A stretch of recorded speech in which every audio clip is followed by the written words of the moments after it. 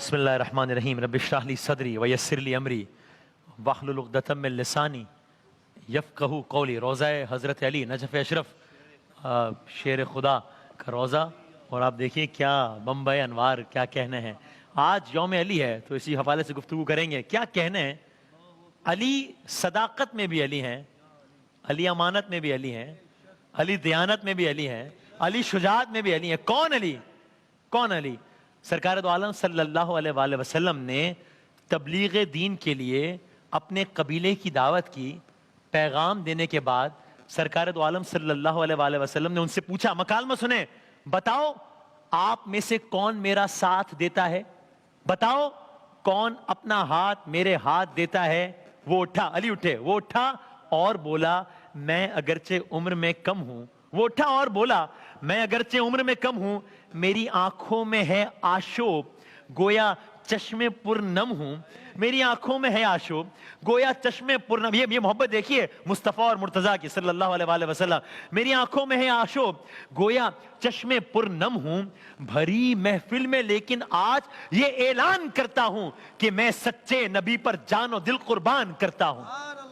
بھری محفل میں لیکن آج یہ اعلان کرتا ہوں کہ میں سچے نبی پر جان و دل قربان کرتا ہوں۔ میں اپنی زندگی بھر ساتھ دوں گا یا رسول اللہ، یقین کیجئے کہ قدموں میں رہوں گا یا رسول اللہ، یقین کیجئے کہ قدموں میں رہوں گا یا رسول اللہ۔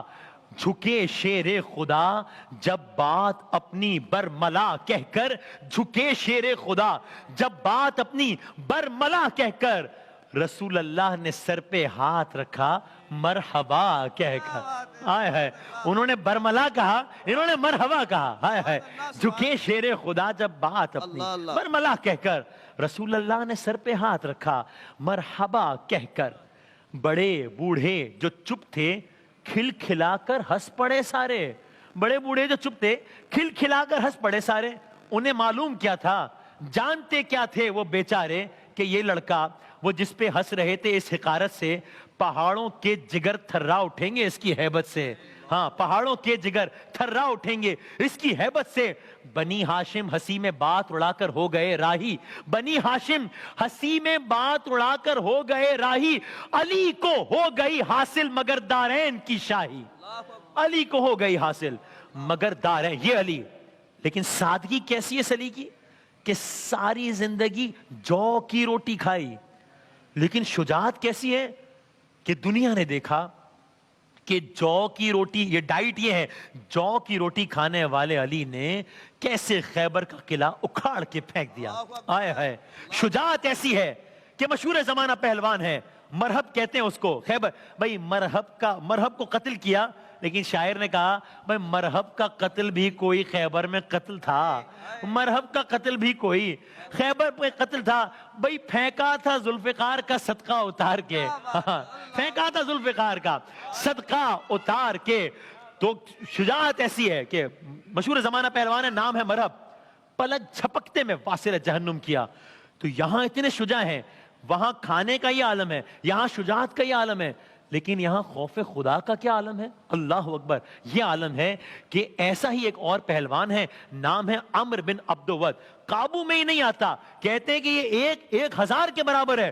علی نے قابو میں کر لیا۔ جب قابو میں کر لیا تو میں کن الفاظ میں کہوں؟ بس میں یہ کہوں گا اس نے منہ پر لعاب دہن پھینکنے کی گستاخی کی۔ یہ وہ بات ہے جسے سن کر میں اور آپ اداس ہو جائیں کہ یہ کیا کیا، لیکن جن کے ساتھ یہ عمل انجام دیا، جن کے ساتھ یہ گستاخی کی، انہوں نے چھوڑ دیا، جانے دیا۔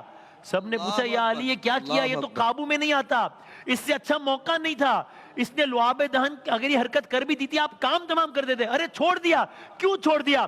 علی نے جواب دیا یہ کہہ کر کہ میں یہ کام اپنے لیے نہیں کر رہا، خدا کے لیے کر رہا ہوں۔ اس کی اس گستاخی کے باعث امکان تھا کہ شاید ذاتی غصہ غالب آ جاتا، شاید لوگوں کو لگتا کہ ذاتی غصہ غالب آ جاتا ہے، بس اس لیے علی نے چھوڑ دیا۔ لیکن کمال یہ ہے کہ بعد میں اسے علی نے پھر قتل کیا۔ یہ علی عاشق رسول، اللہ اکبر، عاشق رسول ایسے جنگ احد ہے، آئے ہے، سرکار دو عالم صلی اللہ علیہ وآلہ وسلم کے دندان مبارک شہید ہوئے ہیں، گھمسان کی لڑائی جاری ہے، کفار نے افواہ اڑائی ہے، اور افواہ کیا اڑائی کہ نعوذ باللہ سرکار دو عالم صلی اللہ علیہ وآلہ وسلم شہید ہو گئے ہیں. علی پوری قوت سے اپنی تلوار کے جوہر دکھا رہے ہیں. دشمن قریب آیا, کہا اے علی آپ لڑ رہے ہیں, آپ کے نبی نعوذ باللہ, آپ کے نبی تو نعوذ باللہ اس دنیا سے چلے گئے, تو مصطفیٰ صلی اللہ علیہ وسلم چلے گئے. بدبخت کہہ رہا ہے حضرت علی سے کہ مصطفیٰ تو چلے گئے, اب لڑ کے کیا کرو گے؟ حضرت علی نے ذوالفقار کو روکا نہیں, اس کے سوال کو جواب بنا کے اس کے منہ پر دے مارا, یہ کہہ کر اگر مصطفیٰ نہیں رہے تو علی جی کے کیا کرے گا؟ اس نے کہا کہ لڑ کے کیا کرو گے؟ انہوں نے کہا نہیں علی پھر جی کے کیا کرے گا, اور جاری رکھیے. اللہ اکبر. یہ شجاعت, یہ عاشق رسول علی, دانائی کیسی, حکمت ایسی, آپ کے کیے گئے فیصلے, آپ کے دیے گئے جواب, سب اپنی مثال. آپ کسی نے پوچھا یا علی ہم آپ سے جو بھی پوچھتے ہیں اپنی طرف سے پتہ نہیں کیا کیا, اگر اپنے الفاظ میں کو سائنس اور لاجک لگا کے لاتے ہیں ہم, آپ ہر سوال کا فوراً جواب دے دیتے ہیں. یہ کیا محل؟ ہاں باب العلم ہے بھائی, ہاں انا مدینۃ العلم وعلی باب العلم ہے. لیکن پوچھا کہ آپ سے پوچھتے ہیں آپ فوراً جواب دیتے ہیں. جواب میں علی نے ایک سوال کر دیا, وہ سوال ہی جواب بھی تھا. جب اس نے کہا کہ علی آپ سے پوچھتے ہیں آپ فوراً جواب دیتے ہیں, یہ کیسے ممکن ہے؟ آپ نے فوراً سوال کیا اچھا تمہارے ہاتھ کی انگلیاں کتنی؟ اس نے کہا 5. علی نے کہا تم نے سوچا نہیں, فوراً بتا دیا, یہ بات سوچی نہیں. انہوں نے کہا کہ یا علی اس میں سوچنے کی کیا ضرورت ہے, تمہیں معلوم ہے. کہا بس جس طرح تمہارا ہاتھ تمہارے سامنے کی بات ہے اس طرح کائنات علی کے سامنے کی بات ہے. بھائی جس طرح تم نے نہیں سوچا کہ ہاتھوں میں کتنے, اس طرح علی کو کیا سوچے گا؟ آئے ہے کیا کہنے. کہا کائنات کے علم میرے سامنے کی بات ہے جو میرے آقا مصطفیٰ صلی اللہ علیہ وسلم نے عطا کیے ہیں. حضرت صالح علیہ السلام کا قصہ آپ سب نے سنا ہے کہ کیسے ان کی قوم نے اونٹنی کو قتل کیا تھا. سرکار نے فرمایا اے علی پچھلی امتوں کا شقی ترین شخص وہ ہوگا جس نے صالح علیہ السلام کی, ناقۃ اللہ کہا تھا, جس نے صالح علیہ السلام کی اونٹنی کو قتل کیا, اور میری امت میں شقی ترین شخص وہ ہے جو آپ کی داڑھی آپ کے سر کے خون سے رنگین کرے گا. آج وہ دن ہے 21 رمضان المبارک, 21 رمضان المبارک, یوم شہادت حضرت علی. دن ہے 18 رمضان المبارک کا, آج سے 3-4 دن پہلے حضرت علی اپنی بیٹی جناب ام کلثوم کے ہاں روزہ افطار کیا. جناب ام کلثوم نے اپنے بابا کے سامنے روزہ افطار کرنے کے لیے 2 کھانے رکھے. کہا بیٹا ان میں سے ایک اٹھا لو. تو بابا جان آپ سارا دن روزے کی حالت میں رہے ہیں, خدمت خلق میں مصروف رہے ہیں, کھا لیجئے. کہا نہیں بیٹا میں نے ساری زندگی تمہارے نانا رسول خدا کو ایک ساتھ کبھی 2 کھانے کھاتے نہیں دیکھا, تو میں کیسے کھا نہیں کھا سکتا. آئے ہے 19 رمضان المبارک علی بیت علی سے چلے, یعنی اپنے گھر سے. اگر وہ منظر بھی دکھا سکیں جو حضرت علی کا گھر ہے نجف اشرم, یہ حضرت علی کے گھر کا بیرونی منظر ہے. یہاں آپ دیکھ رہے ہیں یہ داخلہ ہے باب الدخول الرجال, یہ حضرت علی کا جو گھر ہے ظاہر آج اس حالت میں ہے. تو یعنی یہ جو واقعہ آپ کی خدمت میں عرض کر رہے ہیں بس یہ عجب نہیں, یہی کہیں کا معاملہ, اس گھر کا صحن ہے. ظاہر یہ تعمیرات جدید دور کے مطابق ہے, لیکن یہ وہ مقام ہے جہاں حضرت علی کی رہائش تھی. تو یہ بیت علی ہے. تو بس جو خدمت میں آپ کی عرض کر رہے ہیں وہ عجب نہیں, یہی کہیں کا واقعہ ہے. 19 رمضان المبارک ہے, یہ بیت علی کا اندرونی منظر ہے, حضرت علی کے گھر کا اندرونی منظر ہے جو آپ اس وقت دیکھ رہے ہیں. 19 رمضان ہے, ساری رات عبادت خدا میں علی مشغول رہے ہیں. صبح صادق کے وقت اذان ہوئی ہے. خدائے لم یزل کا یہ عظیم اب اپنے خالق کی بارگاہ میں سجدہ ریز ہونے کے لیے خانہ خدا کی جانب چل پڑا ہے. صحن خانہ میں آیا, یہی صحن ہے بس. تو عجب نہیں کہ بس یہی کہیں ہوگا معاملہ. وہ اگر گھر دوبارہ دکھا سکیں تو وہ جو صحن دیکھ رہے تھے وہی صحن خانہ میں آئے, آسمان کی جانب نگاہ کی اور ایک جملہ کہا, کیا؟ اے چشم فلک, 19 رمضان, اے چشم فلک گواہ رہنا تو نے نماز کے وقت کبھی علی کو بستر پہ سویا نہیں پایا ہے. ہاں آپ نے اپنے گھر میں بطخیں وغیرہ پال رکھی تھی, وہ بے زبان پرندے بار بار آپ کی قبا کے دامن کو پکڑ لیتے. جب آپ جا رہے تھے مسجد کوفہ میں پکڑ لیتے, شاید اپنی زبان میں یہ کہہ رہے تھے کہ آقا نہ جائیے.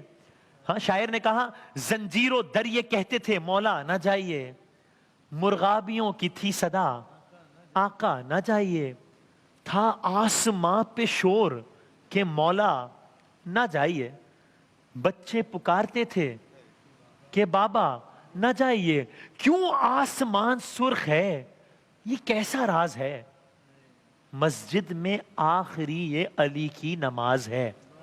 مسجد میں آخری یہ علی کی نماز. اب یہ بیت علی دیکھ رہے ہیں, یہ مسجد کوفہ کا منظر ہے.